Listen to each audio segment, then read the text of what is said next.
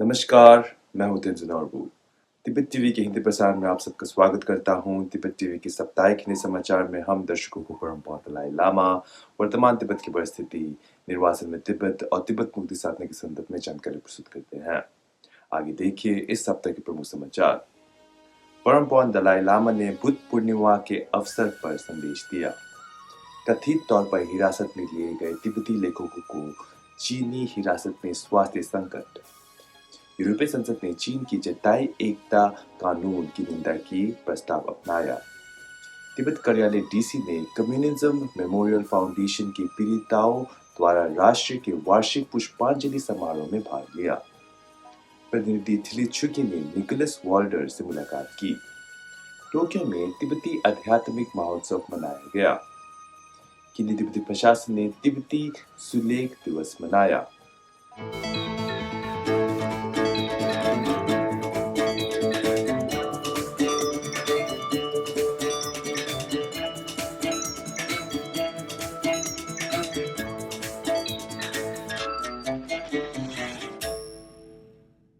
परमपौर दलाई लामा ने बुद्ध पूर्णिमा वैसाख के शुभ अवसर पर भक्तों और अनुयायियों को एक संदेश दिया, जिसमें उन्होंने बुद्ध शाक्यमुनि के जन्म, ज्ञानोदय और परिनिर्वाण के उपलक्ष्य में वैश्विक बौद्ध समुदाय को अपनी शुभकामनाएं और प्रार्थनाएं दी।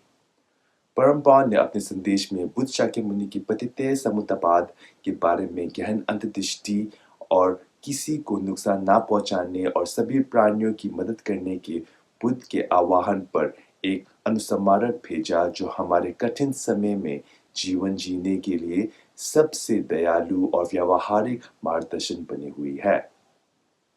परमपौर दलाई लामा ने बुद्ध के अनुयायियों को 21वीं सदी का बौद्ध बनाने के लिए प्रोत्साहित किया, यह पता लगाने के लिए कि शिक्षाओं का वास्तव में क्या मतलब है और उन्हें अभ्यास में लाना चाहिए। रिपोर्टों के अनुसार चीनी हिरासत में अपर्याप्त चिकित्सा देखभाल और लापरवाही के कारण 2 तिब्बती लेखक खांगी डुबा क्याप और त्सरिंग ड्रोमा गंभीर स्वास्थ्य स्थिति में हैं। अपने साहित्यिक कार्यों के लिए जाने जाने वाले खांगी डुबा क्याप कथित तौर पर स्मृति हानि, दृष्टि हानि, हृदय और गुर्दे की विफलता का अनुभव कर रहे हैं। माना जाता है कि त्सरिंग ड्रोमा को हिरासत के दौरान गंभीर पिटाई और दुर्व्यवहार का सामना करना पड़ा था। वह संज्ञानात्मक गिरावट और हृदय से संबंधित जटिलताओं से पीड़ित है। खांगी डुबा क्याप एक प्रमुख लेखक है, जिन्हें चीनी अधिकारियों द्वारा अलगाववाद भड़काने का आरोप लगाने के बाद वर्ष 2013 में गिरफ्तार किया गया था। उन्हें 2016 में रिहा कर दिया गया था, लेकिन परमपौर दलाई लामा का चित्र ले जाने के कारण कुछ ही समय बाद उन्हें 17 दिन के लिए गिरफ्तार कर लिया गया था। 2021 मार्च 23 में उन्हें फिर से गिरफ्तार कर दिया गया और 2022 में अलगाववाद को भड़काने और राज्य सुरक्षा को खतरे में डालने के आरोप में 14 साल की सजा सुनाई गई। अधिकारियों ने कथित तौर पर उनकी बार-बार गिरफ्तारी के लिए उनके लेखन और प्रकाशनों को आधार बताया है। उनकी रचनाएं, जिनमें Calls from Afar, The Pain of the Times, Tears of Today, Colors of the Years, White Scarf और The Red Blood of 2008 शामिल है। यह रचनाएं तिब्बती पहचान और तिब्बतियों द्वारा सामना की जाने वाली सामाजिक राजनैतिक वास्तविकताओं के विषयों का पता लगाती है। त्सरिंग ड्रोमा को 2008 के विद्रोह में अपने पिता के साथ कथित भागीदारी के बाद सरकार के प्रति असंतोष दिखाने के आधार पर कई बार गिरफ्तार किया गया था। वर्ष 2021 में उसे फिर से गिरफ्तार कर लिया गया, जिन्हें हिरासत में कठोर उपचार और उपेक्षित चिकित्सा देखभाल की उसी पैटर्न के बाद त्सरिंग ड्रोमा को गंभीर शारीरिक शोषण का सामना करना पड़ा और कथित तौर पर उसका कुल्हा टूट गया। दृष्टि कमजोर होने और शारीरिक और मानसिक यातना सहने के कारण बाद में उनका स्वास्थ्य खराब हो गया है। 30 अप्रैल को यूरोपीय संसद ने एक प्रस्ताव को अपनाकर पीआरसी के जताई एकता कानून की कड़ी निंदा की, जो बीजिंग की जबरन आत्मसात करने की नीतियों के अंतर्राष्ट्रीय विरोध में महत्वपूर्ण वृद्धि को दर्शाता है।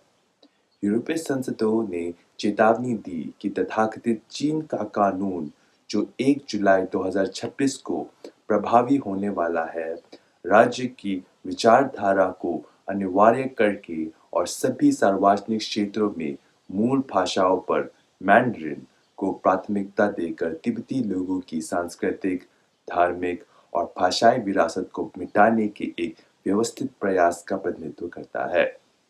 बड़े बहुमत से अपनाए गए प्रस्ताव के केंद्र में तिब्बती आध्यात्मिक मामलों में बीजिंग के हस्तक्षेप की दृढ़ता से आर्जू करती है। संसद स्पष्ट रूप से कहती है कि दलाई लामा का उत्तराधिकारी एक पूर्णतः धार्मिक मामला है जिसे सरकारी दबाव से मुक्त होकर विशेष रूप से तिब्बती बौद्ध परंपराओं के अनुसार निर्धारित किया जाना चाहिए। इसके अलावा प्रस्ताव में 11वें पेंशन लामा की दुनछुकी नीमा के साथ-साथ छुटुल दोजे तेन रिम्पोछे और पाल्देन यीशी सहित राजनीतिक कैदियों की तत्काल और बिना शर्त रिहाई की मांग की गई है, जिसकी हिरासत गंभीर अंतर्राष्ट्रीय चिंता का विषय बनी हुई है। प्रस्ताव में तिब्बत में दमनकारी नीतियों का मसूदा तैयार करने और लागू करने के लिए जिम्मेदार अधिकारियों के खिलाफ यूरोपीय संघ वैश्विक मानवाधिकार प्रतिबंध व्यवस्था को सक्रिय करने का आह्वान किया गया है। बहस के बाद के अपने हस्तक्षेप में आयुक्त हज्जा लबीब ने तिब्बत में मानवाधिकार की स्थिति के लिए यूरोपीय संघ की गंभीर चिंता व्यक्त की और तिब्बती धार्मिक स्वतंत्रता के लिए यूरोपीय संघ की अटूट प्रतिबद्धता की पुष्टि की। ब्रसेल्स में तिब्बत कार्यालय में परम पावन दलाई लामा के प्रतिनिधि रिनजिन गेंगखांग ने मजबूत और समय पर प्रतिक्रिया के लिए यूरोपीय संसद का आभार व्यक्त किया। पिछले शनिवार को वाशिंगटन डीसी के तिब्बत कार्यालय से चीनी संपर्क अधिकारी सुटिन ग्यात्सो ने कम्युनिज्म मेमोरियल फाउंडेशन की पीड़िताओं द्वारा आयोजित राष्ट्रीय पुष्पांजलि समारोह के 19वें रोल कॉल में भाग लिया। इस कार्यक्रम में संयुक्त राज्य अमेरिका में यूरोपीय संघ के कार्यालय और ताइवान सरकार सहित 17 सरकारी कार्यालयों के प्रतिनिधि एक साथ आए। उनके साथ 40 गैर सरकारी संगठन भी शामिल हुए। सभी ने साम्यवाद के पीड़िताओं के साथ एकजुटता व्यक्त करने के लिए पुष्पांजलि समारोह में भाग लिया। सभा में वक्ताओं में कार्यक्रम के आयोजक एरिक पैटरसन, अंतर्राष्ट्रीय धार्मिक स्वतंत्रता के लिए पूर्व अमेरिकी राजदूत सैम ब्राउनबैक और अमेरिकी कांग्रेसी जो विल्सन शामिल थे। तिब्बत कार्यालय जिनेवा से परम पावन दलाई लामा के प्रतिनिधि चिलेचुकी और तिब्बत ब्यूरो जिनेवा से संयुक्त राष्ट्रीय वकालत अधिकारी फिंजुल तोपकेल ने जिनेवा में कैंटन क्षेत्र विभाग के राज्य परिषद माननीय निकोलस वाल्डर के साथ शिष्टाचार बैठक की। निकोलस वाल्डर को मानवाधिकार वकालत के प्रति उनकी दृढ़ प्रतिबद्धता के लिए व्यापक रूप से पहचाना जाता है। प्रतिनिधि चिलेचुकी भी प्रार्थना समारोह और पूर्व जर्मन मंत्री श्वार्ज़शीलिंग के दफनाने में शामिल हुई और परम पावन दलाई लामा और केंद्रीय तिब्बती प्रशासन की ओर से शोक के आधिकारिक संदेश दिए। पूर्व जर्मन संघीय मंत्री और श्वार्ज़शीलिंग फाउंडेशन के संस्थापक प्रोफेसर डॉक्टर क्रिश्चियन श्वार्ज़शीलिंग का 2 अप्रैल 2026 को फ्रैंकफर्ट में 95 वर्ष की आयु में निधन हो गया। अपने राष्ट्रीय योगदान से परे वह तिब्बती लोगों के एक दृढ़ और लंबे समय से मित्र भी है, जो लगातार न्याय, संवाद और शांतिपूर्ण समाधान की वकालत करते थे। तिब्बत हाउस जापान और सेव तिब्बत नेटवर्क ने संयुक्त रूप से पिछले सप्ताह टोक्यो के त्सुकिची होंगवांजी मंदिर में 2 दिवसीय तिब्बती आध्यात्मिक महोत्सव का आयोजन किया। महोत्सव में परम पावन दलाई लामा पर एक फोटो प्रदर्शनी, तिब्बत जापान संबंधों, बौद्ध धर्म और परम पावन दलाई लामा की शिक्षाओं, तिब्बती सांस्कृतिक नृत्य, भोजन और सूचना ब्रोशर के संबंधित विषयों पर विद्वानों और प्रोफेसरों द्वारा बातचीत और प्रस्तुतियां शामिल थी। तिब्बत टीवी द्वारा निर्मित एक करुणा क्रांति श्रृंखला के तहत 6 में से 3 वीडियो दर्शकों को दिखाए गए। परम पावन दलाई लामा के 90वें जन्मदिन समारोह के सम्मान में और करुणा वर्ष के उपलक्ष्य में बनाए गए तिब्बत टीवी की इन हाउस डॉक्यूमेंट्री फिल्में पिछले सप्ताह धर्मशाला में प्रदर्शित की गई। फिल्म स्क्रीनिंग में 300 से अधिक लोग शामिल हुए। 30 अप्रैल को अंतर्राष्ट्रीय तिब्बती सुलेख दिवस मनाया जाता है और केंद्रीय तिब्बती प्रशासन के तिब्बत संग्रहालय ने पलपुंग शेरपलिंग मठ के सहयोग से विहित सुलेख कार्यों की एक प्रदर्शनी और एक सुलेख कार्यशाला का आयोजन किया। इस तिथि का चयन प्रतीकात्मक महत्व रखता है। तिब्बती लिपि में 4 स्वर और 30 व्यंजन होते हैं। तदनुसार 30 अप्रैल चौथा महीना और 30वां दिन को इन मूलभूत तत्वों का प्रतिनिधित्व करने के लिए चुना गया था।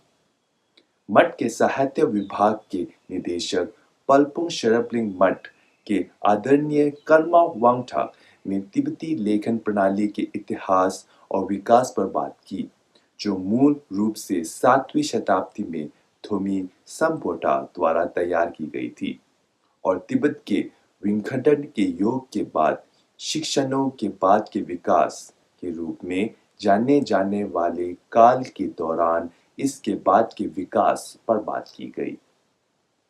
बेल्जियम में एक स्वतंत्र टाइपफेस डिजाइनर और शोधकर्ता जो डी बर्टमेकर ने तिब्बती टाइपराइटर्स और टाइपफेस डिजाइन के इतिहास और विकास का एक सिंहावलोकन प्रस्तुत किया, जिसमें पश्चिमी संदर्भों में 18वीं शताब्दी की शुरुआत से लेकर आज उपयोग किए जाने वाले आधुनिक डिजिटल फॉन्ट और डिजाइन सिस्टम तक के विकास का पता लगाया गया। इसी के साथ आज का समाचार यही समाप्त होता है। अगले हफ्ते हम फिर मिलेंगे। तब तक के लिए मुझे आगे दीजिए। धन्यवाद।